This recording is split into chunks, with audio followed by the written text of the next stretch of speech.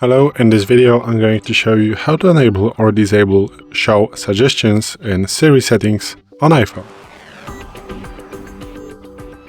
So today in front of me is the iPhone 12 with the iOS 17.4, but it really doesn't matter which iPhone you have or which version of the iOS you have, it is all going to work the same on every iPhone. So it really doesn't matter which iPhone you have, it's going to work the same as on mine right now.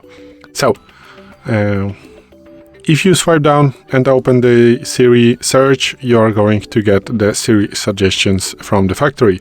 If you want to turn off this feature, you want to go to the settings, swipe down, go to the Siri Search, and then go down and turn off to show suggestions. So if you turn this feature off, now if you go to the search, it is going to show you only the recent searches. So as you can see, you can turn on this feature and it will bring back on the Siri suggestions. So again, how to get to the setting.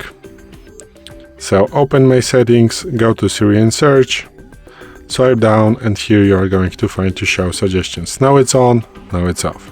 So this is it. Thanks for watching. I hope this video helped you. If it did, please leave a like and consider to subscribe to our channel. Bye.